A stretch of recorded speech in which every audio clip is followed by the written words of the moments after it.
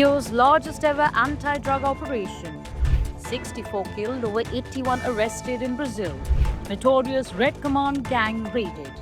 Gunfiring and drone-dropped bombing. What's been happening in the past 24 hours? Welcome back to another episode of Explained by NewsX. I'm Uday Pratap Singh. Today we are going to take a deeper look at Rio de Janeiro and the raids that seem to continuously take place in order to confront drug-related violence. As you can see now on your screens, Rio de Janeiro was shaken by the deadliest police raid in its history on the 20th of October, as government forces launched a massive operation against the Comando Vermelho, which is Brazil's oldest and most powerful criminal organization. The raid, which took place in the sprawling favelas of Complexo do Alemão and Penha neighborhoods, is the north zone of Rio de Janeiro, resulted in at least 64 deaths, including 4 police officers and 81 arrests.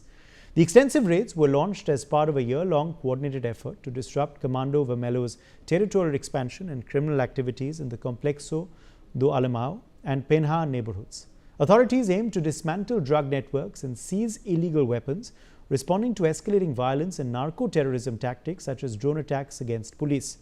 More than 2,500 police and military personnel participated, wielding armored vehicles, helicopters, and executing roughly 250 arrest and search warrants. Comando Vermelho fighters fiercely resisted, employing drones to attack police and set barricades ablaze to hinder the operation.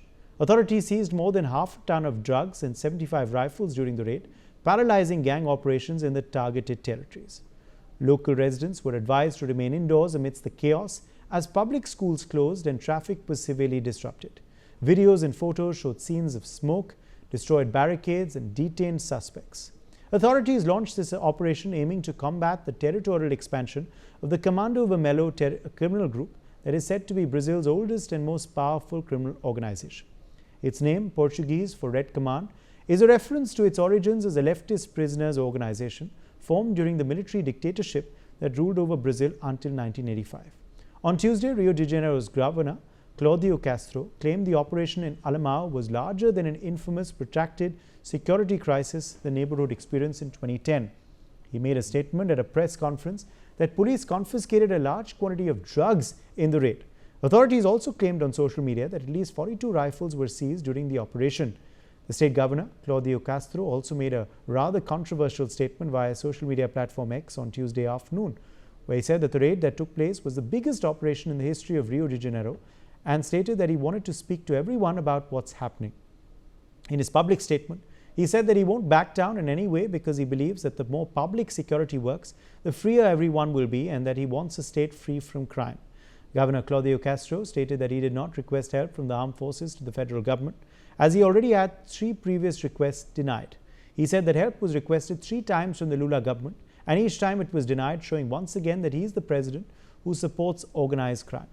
He further said, the president has already declared that he is against GLO. Every day a new reason arises to not lend a hand and collaborate. On October 20th itself, the UNHRC criticized the raid in a post on X, saying it was horrified by the scale of the violence. They stated that this deadly operation furthers the trend of extreme lethal consequences of police operations in Brazil's marginalized communities. The office also wrote, we remind authorities of their obligations under international human rights law and urge prompt and effective investigations. A video published on October 28th showed huge columns of black smoke emerging from the Alemão favela during the raid. Photographs of the Alemão in the aftermath showed the source, burned cars constructed as barricades. Apparently, police raids are common in the city before international events. This operation was strategically timed before important global events like the upcoming C40 World Mayors Summit and COP30 Climate Conference in Rio, where ensuring security is paramount, which obviously suggests a political move behind this deadly crackdown. According to the Fogo Cruzado Institute, which tracks gun violence in Brazil, more than half of the firearm injuries recorded in September 2025 came from police operations. Past raids on similar slums in Brazil have attracted copious criticism from civil rights advocates. In May 2021, a raid in the Jacarezinho favela killed at least 25 people and led the Supreme Court to ban all police raids until the end of the COVID pandemic, unless the circumstances were absolutely exceptional. October 28th's raid is also not the first in the Alemão favela this year. In January, a police operation ended with 5 dead and the neighborhood littered with similar barricades of burned out cars. This isn't the first time Rio has declared war on its own people. Back in 2010, tanks rolled through the streets of Alemão. A decade later, in 2021, the Jacarezinho favela saw 28 people killed in yet another operation. And now 2025 has written the record in blood. Every few years, the state promises to reclaim the favelas, to restore order, to win the war on drugs. But on the ground, the story rarely changes. So much takes place: raids, resistance, and rows of bodies. Each operation leaves behind the same question: is Rio fighting crime or its own citizens?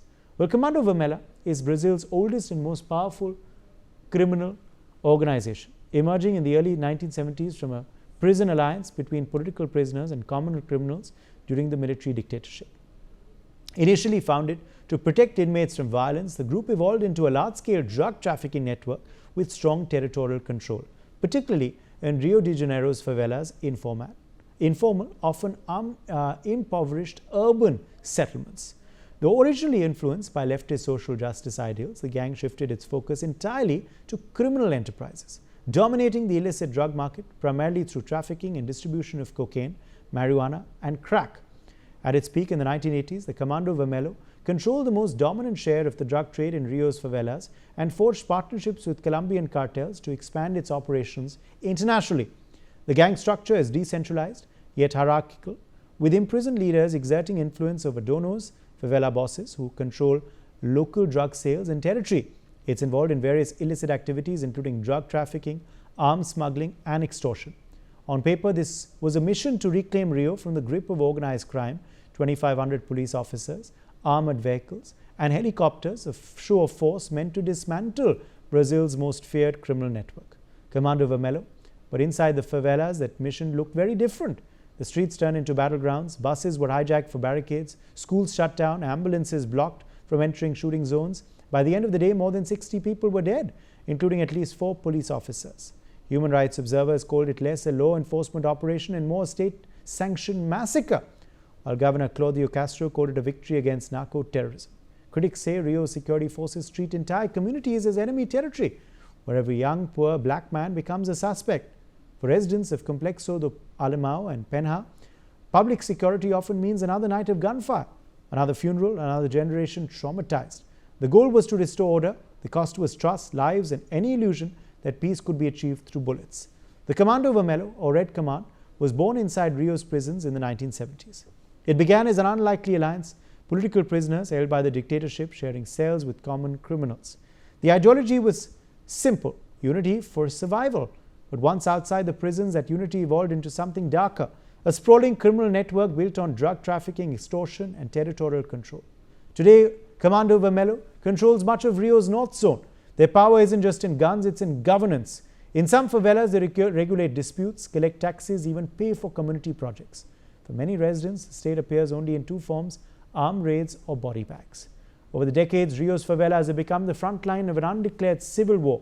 Each police incursion sparks more violence, each death fuels recruitment for the gangs. It's a cycle that neither side seems able or willing to break.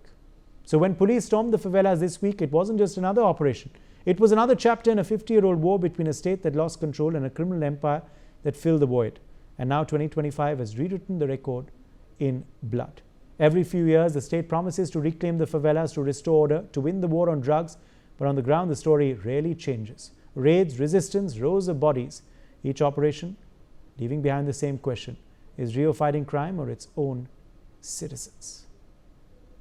Rio's largest ever anti-drug operation. 64 killed, over 81 arrested in Brazil. Notorious Red Command gang raided. Gunfiring and drone-dropped bombing. What's been happening in the past 24 hours?